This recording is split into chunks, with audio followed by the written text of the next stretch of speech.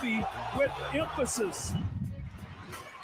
Artest looking, gets it to Bryant. Bryant dribbling, has to put it up with the buzzer.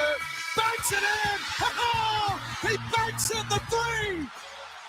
And the Lakers win the game!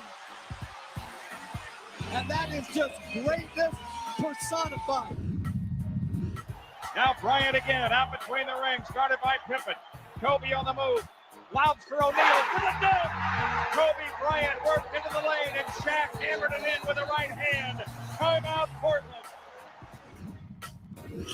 The Lakers, because of this man, Kobe Bryant, can take over. And he posterizes Dwight Howard. Oh, well. He almost threw his elbow into the basket that time. Spurs cannot buy a triple. Kobe wheeling. What a play to Turiaf. And the foul. And a chance to tie. What a delivery by Kobe Bryant. Rotation of Bryant. Buckle up for Kobe Bryant. Kobe Bryant just sucked the gravity out of the target center. What a play. The windmill slam.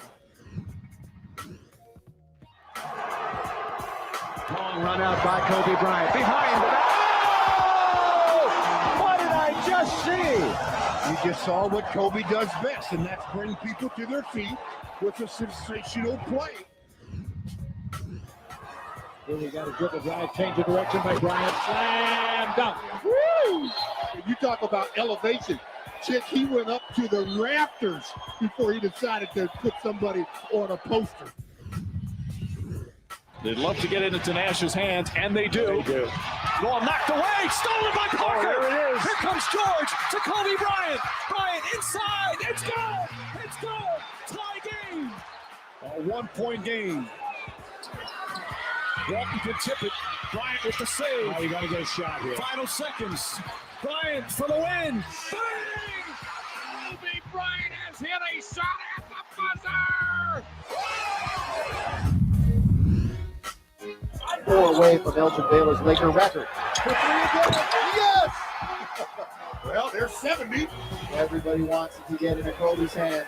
Kobe pump fake for 2. Kobe stopped the Laker record. 81-point game. Ladies and gentlemen, you have witnessed the second greatest scoring performance in NBA history. Ramon Harris came from afar to be a part of the Kentucky basketball tradition. From Anchorage, Alaska, number 5, Ramon Harris. Wildcat Sports Talk is proud to present The Harris Way. Now, here's Ramon. What's going on, everybody? Thank you for tuning in to The Harris Way today. I got to pay my respects to the man, Kobe Bryant, man. It's been a year since he's, left us here, and it's just crazy how fast time flies. I'm excited because I got my co-stars with me, Tim and Adam, and I also got my guy with me, Jodie Meeks, Trey Peace, Mr. 54 himself is back in the building. It's good to have my boys back. What's going on with you, Jody? What's up, Mo? How y'all doing? Man, big chillin', man. What's going on with you right now? I'm actually in Miami right now, training. Still trying to get back in, still staying in shape, and we'll see what happens in my hotel room. Actually, say no more. Hey, so have you had the opportunity to watch the current Wildcats in the season this year? I have, man. It's been a little disappointing, but it's still early. I actually have a former Norcross High School alum, Brandon Boston, that's on the team. So I'm always rooting for him. Kentucky for sure. And then I'm always rooting for him because he went to from the same part of Atlanta. So hoping they can get it together. What's your advice to them, man, from what you've seen? What would you tell them, especially before the night? They play Alabama, top 10 school. Night. Yeah, they play Alabama night, top 10 school. What would you tell them if you had the opportunity to talk to them before the game tonight? Kentucky is such a high profile school. I know all the fans are very passionate about, every win and loss, which is expected. When you go to Kentucky, you got to know everything you do wrong is going to be magnified, and everything you do right is. But just don't listen to the outside noise. Just focus on playing the game that you love, and whatever happens after that, it just happens.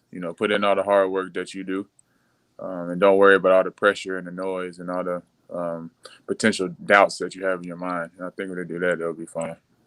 Okay, Tim and Adam, man, I know you guys been waiting to get Jody back on the show. Yeah, no, listen.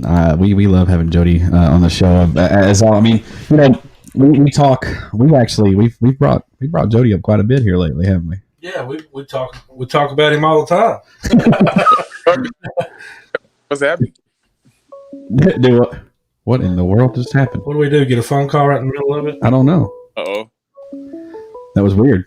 Anyway, yeah, we actually do have a call, but I'm not gonna take it right now. Just give me just a second. Anyway, Jody, we got do what now? We good?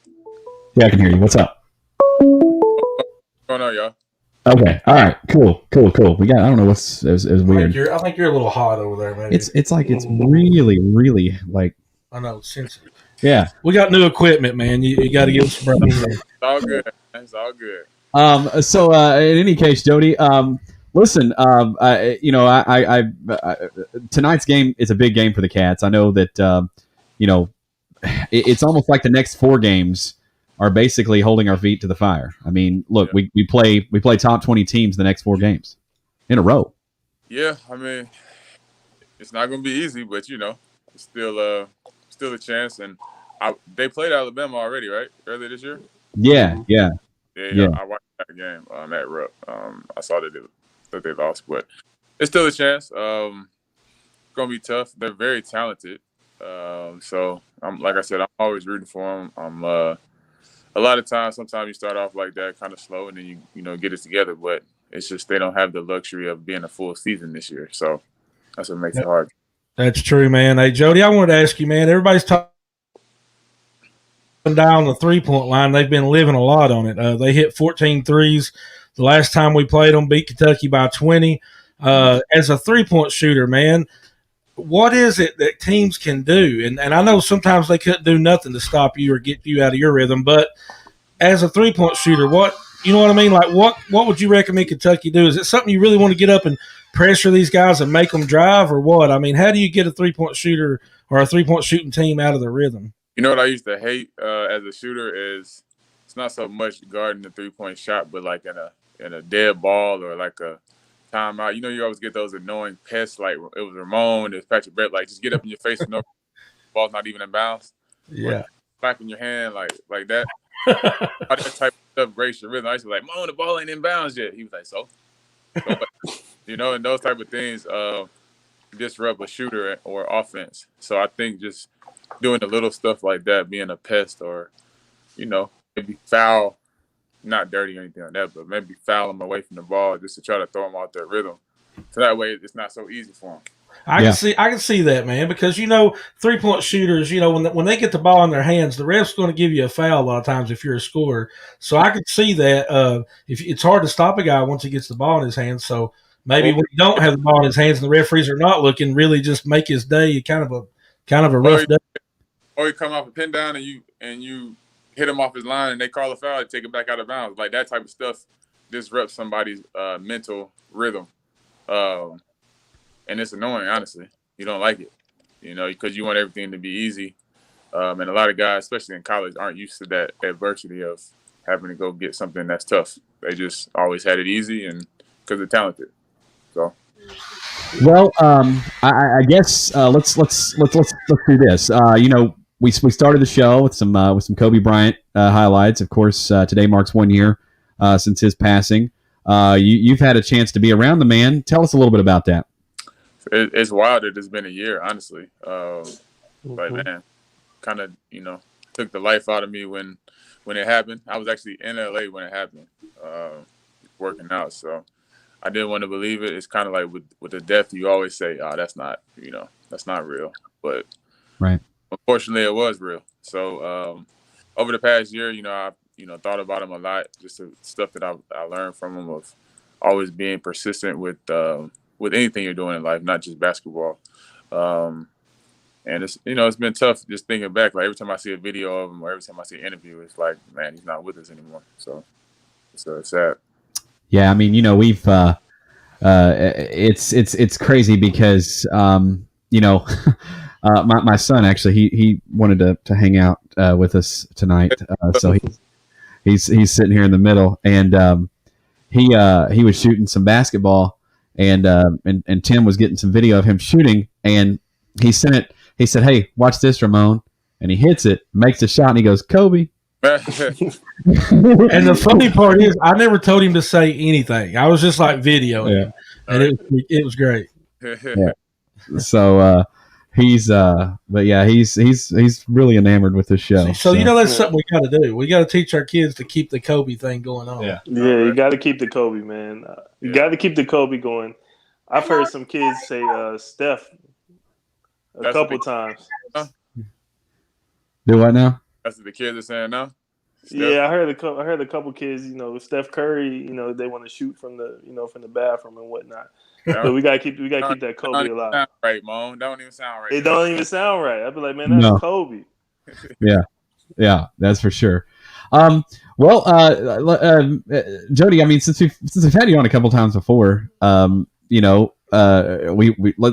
talk a little bit about. Give us another story. You got another story out there? Oh man, about Kobe? About anything, doesn't matter. Whatever you want to talk about. Let me think about it. I'll give you a Kobe story since did I give a Kobe story last time? I can't remember. You did. Talked about him watching you work out and you didn't know he was there. Yeah. Okay, so I have another one. When I think I had just got to the team and I was struggling. Did I tell you this story? No. I don't think you I was did. struggling. I had probably missed so I was behind Kobe, so I didn't play, 30 minutes a night. I would probably play 15 to 20. And so I was coming from Philadelphia, where I was starting.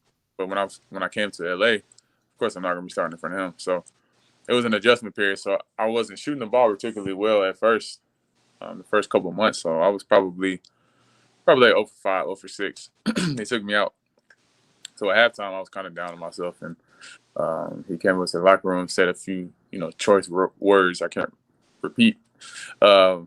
And he was just like, "What's wrong with you, man?" I was just like, I'm just not feeling it tonight. And so he was just like, "What's our position?" And I was like, thought it was a trick question. And I'm like, shooting guard? He was like, "What?" And I was like, "Shooting guard." He was like, "Exactly. We shoot and we guard. We don't worry about misses, percentages. We don't worry about none of that." And so coming from a player of his magnitude, especially at a young age, I think I was about 24, to have that confidence, coming from him, just telling me, just shoot it, don't worry about it. It really helped my career. That is something that this team right now could use. I'm telling you, a speech like that, Yeah, it was really powerful. I've always been a confident player, but to hear that from him, that he was, not worried about how many shots I missed or how bad I had, not bad, but how I'd been playing up to that point. I wasn't playing as well as I had been playing. And so that really helped my confidence. Man, I could only imagine. For sure. Ramon, what do you got, man? Man, I can only imagine. I had told them the story one time about how Billy G was.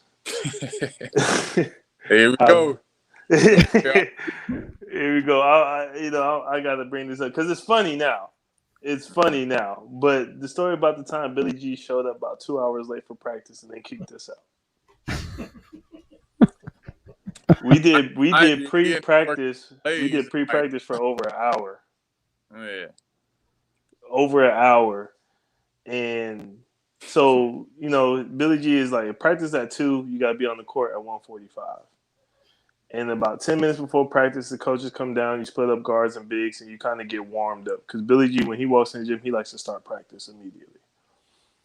So we doing guards and bigs, and we just keep looking up at the office to figure out, you know what I'm saying, when he was going to show up. And we just kept looking at the clock. And it was like 15 minutes late, 30 minutes late, 45 minutes late, an hour late, hour and 15 minutes. We was like, hey man, we're not gonna keep running these same drills for 2 hours waiting for this man to show up. So Billy G finally shows up, and he just standing in the center court, and he's just going like this. Probably was drunk. probably looking at everybody as we were going through the drills, and he finally blew the whistle, so everybody came to the circle, and you could obviously see that he was still drunk. He was like, "You guys this and you guys that. You don't want to practice, and you guys this and that. You don't want to be here right now. Blase, blah, this and that. So get out, and we're gonna have practice later tonight." That he was infamous for kicking us out of practice so that we could practice later that night. He was infamous for that. So he didn't feel like having practice was what it was. Basically, I got a couple Billy G stories too. Since you said that's bringing up. Yeah, we want to hear them. We're ready. I'm trying to. Well, it's a bunch of them, but this is like he was really big on like. Now this is the thing that definitely helped me though, like mental toughness. Like I knew going to the NBA that there would be nothing harder than practice, game, whatever, because I've dealt with Crazy Man for 2 years. So like that really helped me my mental toughness going to the NBA, because I knew that a coach couldn't really say anything to get me off kilter. Practice won't be as hard. Back-to-back, I'm not going to be super tired because I had a back-to-back every day for 2 years, basically. But in that regard, like he definitely helped me. But I remember he was really big on being like in tip-top shape in the off season, which is kind of ludicrous to me because that's the time you're supposed to heal. But so we were doing suicides. And do y'all remember Matt Pilgrim? I know Mon does. Do y'all remember Matt? I think so, yeah. He never Kentucky, but he transferred. And then when Calipari came in, he left to Oklahoma State, I believe. Yeah, it was Oklahoma State. But he would still practice with us every day. And so this one particular time, I think he put like 60 minutes on the scoreboard. He was just like, "Y'all run." And we were just like, "What do you mean run?" Like, he's like, "Run. No, you can't stop. If you stop, then it's gonna be a problem." So we literally was running for like 60 minutes. Patterson had his feet were bleeding one of the times, and his like little ball in his foot was like flapping. And Matt Pilgrim cramped up so bad he had a full body cramp. They had to call an ambulance. Wow. Oh, you remember that? Yeah. Because Pilgrim had to work out before practice, and then he practiced with us. So he was on the stretcher, no lie. Honest to God, he was on the stretcher, and everybody was like, "Dang, yeah." And Billy G was just sitting there like, "You're so soft. You are so effing soft." He's a psycho, man. Like, he was on the stretcher, and he was telling him he was soft. He was on the stretcher, like you know, you have a cramp, you like like that, like you're not just sitting there still. Matt Pilgrim was like like on the stretcher, and he was like, "You're so soft." That's like, I like your Billy G impression. Yeah, I like that. I love it. Oh my gosh, yeah. It's like, and he was only like 5'7". It's not like he was scary. It was just like, yo, what's wrong with him? Yeah. I forgot about that. That psycho scary. Yeah, it's crazy how like, you know, Lexington it's a small town, so like you would think people would hear about it, but Kentucky basketball, they can hide it. It's like people not gonna find out. You know what I mean? Yeah, they can hide it. They can hide it for sure. That reminds me of there we go. See, open book. Yeah, you open the book, man. That reminds me of after the Creighton game, where I almost had a triple double, and Billy G cussed me out because I didn't have a triple double. Wow. Hey, but you know what, Mo? I don't know if that was just him pushing you, or it was hard to tell with him. It's hard to tell where he's pushing you or not, because remember after the Georgia game, Georgia Tech, he blamed me for the loss. It was hard to tell with the Creighton one though, because I don't know because you had really good games. I don't know if he was pushing you. I don't know. Who knows? Yeah, it was almost like he was surprised that I did it. So rather than him saying like, "Ramon, you played good," it was like, yeah, you know, like, Oh, you only had 9, 9, and 9. You should have had 13, 10, and 12. But Hey, you Jody, want to be soft. I got a question coming in for Jody from Derek. It says, Jody, did Billy G tell you to stop shooting during the Tennessee game? I always wondered that. No, he didn't tell me to stop shooting during that game. That was a big rumor. He was actually. Here's the thing. That whole season, he wasn't like tripping out the whole season. He was actually cool until like halfway through. You remember that, Ramon? It was like I remember. We were like, I forgot what we were ranked, but we were in the top 15, and we were like 5-0 in conference at one point. And we played Mississippi State. I'll never forget this. And he said, "It's not the University of Jodie Meeks, but I didn't." Ole Miss. Yeah, I didn't. Ole Miss, my bad. And I wasn't acting like that anyway. So he came in the locker room. He was set, but we didn't see the interview. It was halftime. I was, why is he so mad? So then, that was before iPhones. So it was like a sidekick or like a flip phone Motorola. Oh, sidekick. So after sidekick. I'm getting all these texts. I was like, yo, your coach is mad at you. I'm just like, I didn't even do anything. Like, what's going on? So he didn't tell me not to shoot that game, but it would be certain games where, like, he said all I care about was myself, which is not true.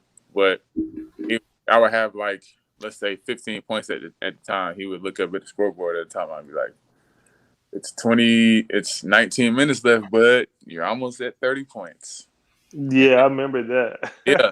And I remember that. Now I have like 22 points with like 12 minutes left in the game. He'd be like, 8 more to go. Like, just being like sarcastic. And I'd just be like, man, shut up. Like, that's insane.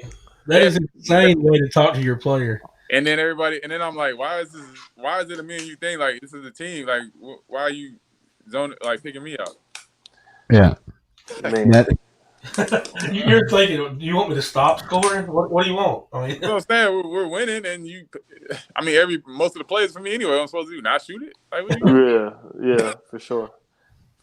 Man, Did hey, you brought back some memories, man, because I got a couple more that I forgot about, but I ain't gonna Michelle over on Twitter says, why doesn't Jody age? Why doesn't? She's saying you don't age, Jody. Oh, I appreciate that. It must be the baby face. Yeah, you know. Hey, you guys might get a kick out of this in case you don't see it, Jody and Ramon. Derek says, talking about Billy G, he said, he told me one time to walk faster if I wanted his autograph. I told him good luck finding another job, and then 2 weeks later he was fired. Hey, remember when the video camera was following him in the Joe Kraft when he was trying to run? Oh, yeah. Yeah, we actually had him on the show. Yeah, Alan Cutler was chasing him. We had him on the show. Yeah. Is that UK? Where is it now? No, he's retired. He just wrote a book called Cut to the Chase. And, the front of it is actually him chasing Billy G. Really? Wow. Yeah. Wow. Yeah, that's like his thing, I always good guy. Yeah, man. Billy, yeah, like Jody said, man, like, you didn't know if he was like pushing you or if he was just really just being crazy, because he would do it at odd times, but it's the same demeanor and language whether you do good or bad. So he'd be like, I remember it was after the Kansas State game in Las Vegas. I had a good game then, and we're getting off the bus. He goes, Ramon, how you feel? I'm like, I'm cool. He was like, you look tired to me, bud. You want to take tomorrow off? I was like, what? Is that really a question? Is that a trick question? Because I was like, what? And he asked me like 5 times the rest of the night, like after the game. And then we were on the bus, getting ready to play the next day. And he goes, hey, go out there and fight hard the first couple minutes. I'm going to get you a sub. I was like, what? Like, what are you talking about? Like, I'm good. He goes, okay. And he really subbed me. Like, he really subbed me. Strange, man. Strange thing. It just baffles me because, like, from a fan perspective, looking at it on the outside, we were all confused because we felt like in those 2 years, talent-wise, we felt like Kentucky was loaded with talent. Definitely. Jody and Ramon, I want to do a 2-part question for you guys real quick because we're getting a lot of interest on this question, around this type of question. One part of this question is for Jody, did Calipari ask you to stay? And the other one is, how do you think you would have fit on that team Jodie and Ramon, how do you think it would have been different with Jodie? You want me to go first? Yeah, go ahead. Okay. Yeah, he asked me to stay. I think Coach Calipari was more so he just wanted me to be happy. And so he was like, I'm not going to pressure you about calling you every day and saying your decision and whatnot. And at the time, I was a young kid. I was on like 20. So I had a lot of, thinking to do mentally. I talked to my mom and dad. I was not sure. I really wasn't sure. I knew that I knew we would have a really good squad coming back. So I didn't know if I wanted to come back and win and leave. But at the end of the day, I felt like I had been there for 3 years. I have, had a really good season my junior year. So I was like, it would be really hard to top that individually. And so I just went with my heart and my dream at the end of the day. So, but if I would have stayed, I feel like we would have won the national championship. I feel like I could have helped, especially in that particular game where, guys were having trouble making shots. Now that's what we want to hear. And that's what we all think. Yeah. we would have. So we're kind of blaming you, Jodie. Thanks a lot, man. I'm just playing with you, man. Hey, Ramon, what do you think? Yeah, he definitely. Jodie would have helped us. Could you imagine Jodie and Darnell Dotson on each side of the floor? Oh man. Yeah.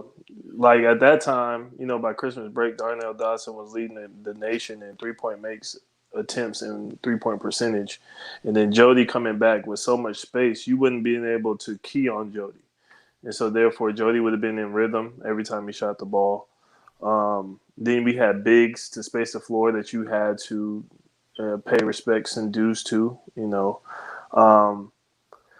It's just been a really crazy year. If Jodie would have came back, we might have been the best. We would have been arguably the best roster ever assembled in college basketball.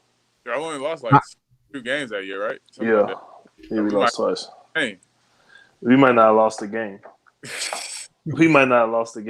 We lost at Tennessee and at South Carolina, and then the last game at versus West Virginia. But even at those times, I don't think we'd have lost. Oh, in that West Virginia game, Jodie would have had 30 at least. Yeah, for sure. Yeah. I was watching the game, and I was just like, man, I feel like somebody picking on my, my little brothers, man. Y'all like, man, I need the help. Taking advantage, yeah, for sure. Yeah. We struggled that year from 3. But yeah, Jodie, it would have been so crazy because it's like, okay, if Jodie would have stayed, like those practices, they were already crazy without Jodie being there. But with Jodie being there, like I think he would have had to do like a platoon substitution. Yeah, that's a good point. Yeah, I mean, because you had Wall and Bledsoe there. Wall, Bledsoe, Darnell Dotson, Darius Miller, myself. I know one thing. I was just going to say, I know one thing about Jodie that I know you don't know, but his player rating on 2K on one of the years is fantastic, like absolutely fantastic. They legit me on that. Hey, listen, I'm gonna tell you something though. There's one year, and I can't remember what year it is, but your player rating's decent, but the shot. See, like when you're playing 2K and you get ready for your shot, yours was really easy to just like 3 after 3 after 3 because it's all about how you shot. That's the way it should be. Yeah, man, I appreciate Ronnie 2K for getting that right. He used to make me like a 72. I get to be minus. Goodness. For sure. But a 3-point shot on 92, but overall rating is 72. Yeah, man, come on, man. Doesn't add up. I'm the 15th man on the roster, man. I'm starting at that point. I'm starting. Right. At least in the 80s. Yeah. 81, 82. I ain't saying I got to be 90. Come on. Right. I got to bring up one of the things that I promised my dad I would real quick. My dad watched a replay last night, and he called me today. He said, "You got Jodie and Ramon on tonight." And I said, "Yeah." He goes, "Ask them if they remember this game."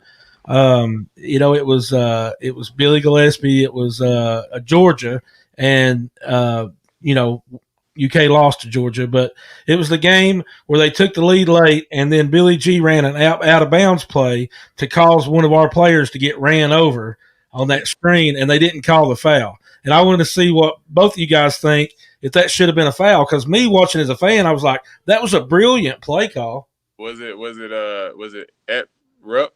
No, it was the SEC game at Georgia Tech. Oh, I didn't play. I was hurt. That was my sophomore year. I didn't play that game. Oh, okay. I remember Perry. He had Perry goaltend. Like yes, and after that, goaltend the free throw. Yeah. Why would you have him goaltend? It's a tech. But you remember we practiced that in practice? Like are we at the MEAC conference? Do you remember we practiced that in practice? He had Perry practice blocking somebody's free throw. Yeah, man. You practice blocking a free throw. Why? Yeah, and then that was like that wasn't like something he just came up with at the end of the Georgia Tech game. Like he literally like was like, all right, just in case we get in a scenario, this and that, Perry, I want you to block the free throw. Man. And we like looked around like, what? He was like, Perry, like, do it. Like I want when they on the second free throw, I just want you to just run, jump, and just swat it out there.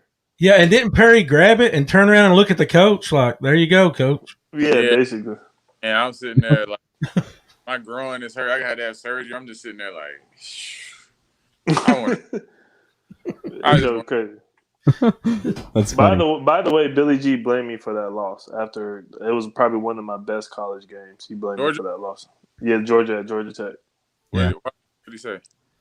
Remember in the locker room, because that's when the dude hit the shot over me. The dude that he didn't shoot all game, and he was doing a handoff, and I like backed up so Joe could get through, but he just faked it and shot a fadeaway, and I was right there, and he was like, "You can't even guard the freshman," and not to be big headed or nothing, but I was one of the reasons why we was in that game, like even to start with.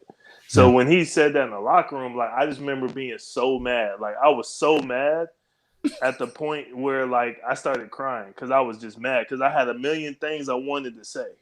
You know what I'm saying? Like you should have just let them. But see, not knowing at that time, I would just let it out. But like it might have helped you. It might have helped me for sure. It helped you. Oh, you would help me. You would have helped me? Yeah. But I remember I was so mad because like I just played one of my best college games, like, and I was like, man, like I really felt like, I was a big part of the reason why we were even in this game, and you blaming me solely. And I remember I was just so mad that I was like in tears. And I remember Jodie, your dad was like, "Where Ramon at?" And you was like, "We're like, Ramon, here's the phone. My dad want to talk to you." And I remember your dad was like, "Hey man, don't let him blame like you. You played a great game, this and that, blah, blah, blah." But I was just so mad. Yeah. Like, just so mad. Like, I'm like, he really put this on me? Like, I was just angry. Mm-hmm. Yeah, that was crazy. Well, before we let you go, Jodie, I since you've been on here before, tell our folks out there what makes this show special and what makes what we've done with Ramon and just what draws you to it, I guess, is the best thing, because I mean, look, it's what we're doing, I think is special. Mm-hmm. But it's always nice to hear from you guys. Yeah, man, I really appreciate y'all having me on here. I think what makes it so special is just open dialogue. It feels comfortable. There's never like a dull moment, and I feel like Ramon's a good friend of mine. I've known him almost 20 years now. It's crazy. We getting old. But it's just open dialogue, reminiscing on old stories and what drew us to basically Kentucky basketball. And Kentucky basketball is always gonna have a special place in my heart for sure. And I enjoy just coming on here talking about that and wish them the best also. Hey, that's awesome. Wow, we couldn't have said it better ourselves. Couldn't have said it better. That's right. Talk about some more stories of y'all. I was gonna say, anytime you just holler at Ramon and we're ready. We're ready to get you back. Oh yeah. For sure. Ramon, anything else you want to say before we let Jodie get out of here? I mean, man, this is J Meeks Trey piece, man. We came into college together, with aspiration and dreams, and God willing, we're pursuing them and doing them in the midst of them, and we've accomplished some things, man. It's just good to see, just to see, Jody, I know that you deserve to be in the league right now, but just to see that you be an NBA champion, man, that's stuff we used to talk about as freshmen. Like, we used to talk about making the NBA and guarding this person and that person, and who's your favorite player and what you gonna do, what you gonna think if LeBron's running at you full court. Like, we used to talk about all that stuff as freshmen. Yeah. So now to to be in this moment and to be 10 years professionally and still going, man, is just a blessing, man. I'm happy for my guy. He won a championship, and he's done multiple things on the NBA floor, and I definitely believe that somebody's gonna be ringing his phone soon, because these shots that I'm seeing these people shoot, like, goodness gracious. It's crazy.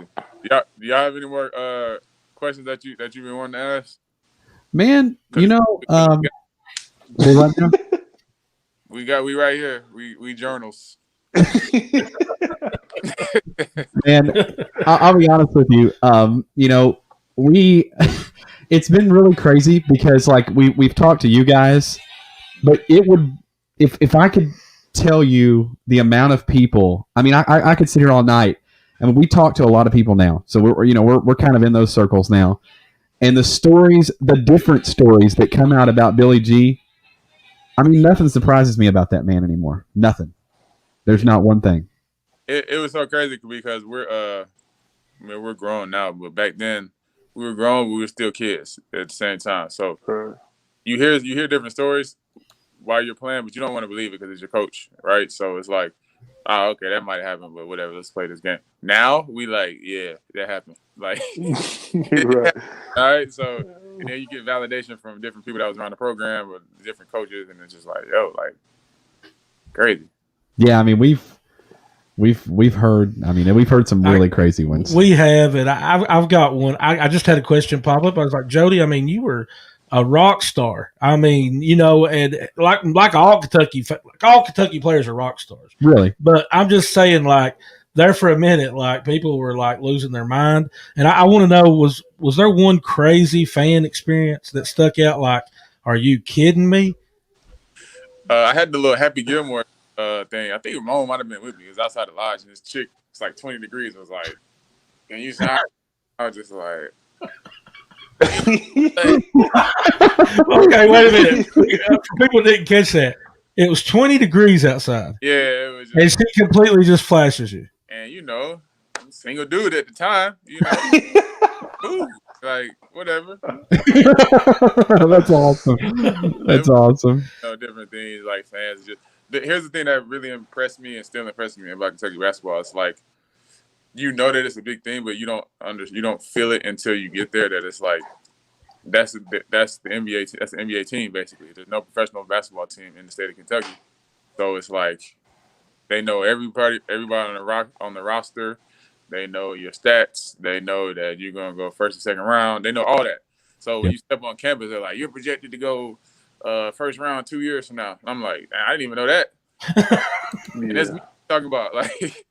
And so it's like, it's very easy if you're not focused to get off kilter. But I feel like everybody in our era, stayed pretty focused. Well, man, at Kentucky, we don't have a beach to go to. We don't have the big city to go to. We don't have a pro team to root for. We've got hunting, fishing, and Kentucky basketball. And bourbon. Yeah. That's right. And so when I came on campus, I loved that. I just loved the passion that was brought. And it made us want to, play harder just because the passion that they brought each and every night, whether it was at a home game or away, because Kentucky fans travel. That's another thing I didn't realize. I was like, we played at Maui our freshman year, and I was like, dang, did they took a flight too? This is crazy. It was like a home game for us in Maui. It was crazy. Well, one of the things that I think about a lot of times is the fact that this team this year, all those things you're talking about, they're not getting that experience. That's the biggest part. Walking into Rupp, they're not getting that. And I feel like that might be it's not an excuse because you still got to play well and win, but that definitely helps your home court advantage right? So when you had 25,000 people kicking and screaming and talking trash to other teams, like that's intimidating, you know. So when you come into the gym and you smell that, you know, popcorn in the stands and the fans yelling and screaming versus, Yes, 2,000 people now, right. that's a big difference. And so I feel like the kids, and they're young as well. Teams come in right away and they want to beat Kentucky, right? But when you have more fans, it's more intimidating. They might miss a couple more shots. But now it's like, okay, we at the gym, we at open gym. Yeah, I always thought it was so cool that when you're on a away game, and at the end of the away game when Kentucky's winning, you hear "Go Big Blue" chants. So Ramon knows this is more than just a fan question here. All right, how'd you feel walking across the floor getting an NBA championship ring? Oh man, that was it brought some tears in my eyes because I had been through a lot in my career, injuries, not playing, just back and forth, up and down. So even though I didn't play a lot of minutes in the finals, it didn't matter to me because I was just like, man, this is what I've strived for my whole life. So getting a ring is just like that ultimate, like you bleed, you sweat, and you cry over just theoretically this little bitty trophy, right? But when you get it, it's like, man, this is what I work hard for. So yeah, that's right. Definitely, man. All right. Here, I tell you what, we got Jodie on here. We're going to do this. All right. Let's do predictions for the game tonight. Sounds good. We'll do that. We'll get in on that. Jodie. We want to get in on that. Let's do. Ramon, you go first. You always choose me first. Well, 67-62 Kentucky. Oh, we're picking the score? Okay. Yeah. 67-62. Alabama? It's at Alabama. At Alabama. And they beat us by 20. Yeah. By 20? Yes. It was the worst loss we've had at Rupp since 1988. They hit 14 threes. We got a lot of bad stats from our generation, from our era, but we ain't got that one. No, we didn't have that one. He got that one, he said. Listen, the things we've done in the last couple of years makes... Oh, they're covering it up for you, Jodie. Makes Gardner Webb look like it didn't even happen. So I'm just going to say. San Diego State. Yeah, I'm going to say 61 Kentucky, Alabama 52. Okay. Low scoring game. I like that. Let's grind it out. Baby. Yeah, man. All right. So because I know a little stat, we have to forgive them because they don't know this stat, I'm sure, that in all of Kentucky's wins this year, they've scored 76 points or more. So that wasn't fair. Math major as well, so that's not fair. Let's redo. Yeah. He can redo, he said. I'm going to go 82-81 Cats over Alabama in a 1-point victory. 82-81? Ooh, that's a good game. Game-winning shot? Who's going to take that shot? Actually, I'm going to tell you, I think it's going to be Davion Mintz. Jacob Toppin. Hey, he's got a smooth shot, and he might be the one to get open. Did you know he's Obi Toppin's brother? I did know that. Okay, just want to make sure. Yeah. Did you know Willie Cauley-Stein played football? Yeah. Good. Hey, okay, I'm going to go a little bit higher scoring. I'm going to jump way up there and say the Cats get hot. I think Mintz and Allen's going to hit 3 or 4 threes apiece. And I think it's going to be a fast-paced game because we're going to have to pressure them to get them off the three-point line. So I'm going to say 85-83. We're going to win by 2 points, and they're going to miss a 3 at the end. So I'm going to say 79-70 us. There we go. See, you have to when you do these things, you have to prep the people that are doing it. That was my fault. I should have prepped. But he got a mulligan. There we go. I'm going to say. So what's the average now? That's what I'm going to say. What's the average of the scores?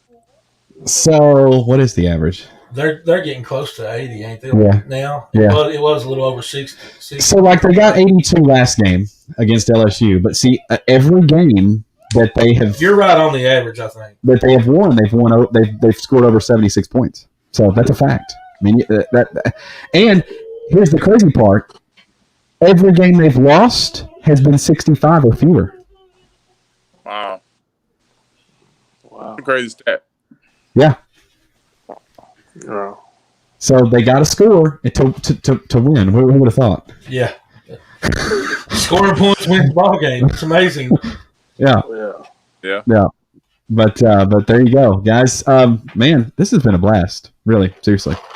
I've had a lot of fun doing this, and we got 15 minutes till tip off, so that's even better. Oh yeah, order some pizza.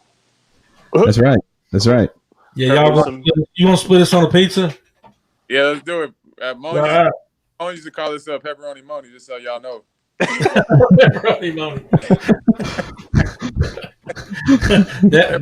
Now we're gonna call him that all the time. That's good. Oh man, well that was the summer before sophomore year. After we watched film, we used to get a big box of pizza, everybody, and then he used to say, pepperoni money. That's awesome. I stayed with a pepperoni box, man. I stayed with a pepperoni. Here, y'all, it's pepperoni. Stay with one. That's right. Anything else, guys? Look, I could sit here all night. Hey, Jody, I got an idea. Next time we bring you on, I want you to show us some of your collection, man. Show us some jerseys or something cool you've got. Would that work? Yeah, I'll definitely have something for you. Some shoe collection. I'll show you shoes too. There we go. Hey, we're all into that now. I mean, look, we actually went into a really expensive hobby, so we started collecting Jordans. So. Oh, okay. Yeah. I got some shoes here, but they in my hotel room. There you go. There we go. Is that the throwback KDs right there? Yeah, you know, man, and the little. Oh, the throwback KDs. Okay. Look, Ramon's getting all excited. Look. Oh, yeah, the Jordan 13s. I see them. And 3s, 14s, and just some little dress joints. But also more KDs. Man. Oh, you can't prepare the Miami, I see. Yeah, man, you know, I gotta do what I can do. There you go. Can't prepare. Yeah, every now and again. So what's your venture nowadays, Jody? What are you doing? I'm working out right now, trying to get back in.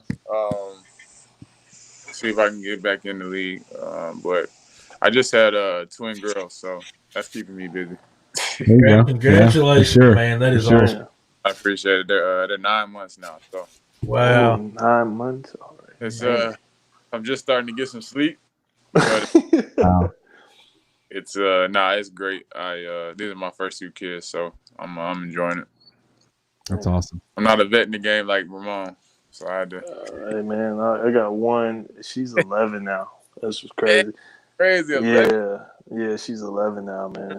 She's the firstborn. That's wild. Man, and she's 5'5", 5'6" right now. Wow. Yeah. So. Well, boys, mine's turning 19 in a few days. And her name's Taylor Jordan. Jordan. Hey, that is a great name. Yeah, man. I can't believe I was able to talk my wife into that, but I was able to do it. Dang, so when we were in school, she was little. What was she? 7? She was born 09 after our junior year. She was born in July. Oh wow. Yeah. Yeah, after our junior year. Well, guys, again, man, thank y'all. It's almost game time. It is. It is. Tune in, man. Yeah, tune in. Hey, put them pizza orders in. Hopefully, we can get a big win. I think so. Yeah, I think it's gonna be a good night tonight. Ramon, send them out here. Man, what more can I say, man? Thanks for Jody stopping by, giving us some time in the middle of his training. It's always good to catch up with Big Blue Nation every week, and it's definitely good to be with my guys, Tim and Adam. This is an opportunity for me to really reconnect and take the time and just talk basketball, man. I love basketball. I love the game. It's definitely a blessing that God has put in my life. And like I always say, man, I haven't said it in a long time, but it's never changed, man. Whatever you do, do it at God's speed. So tune in tonight in the next 10 minutes, tip off, UK, Alabama. And I think it's going to be a big night for the Cats. All right. Tootsie Roll you got in the background too, man. Yeah, see, that's so we're sent it off right. Actually, it's funny. I love doing this one too. Ramon really this one gets him.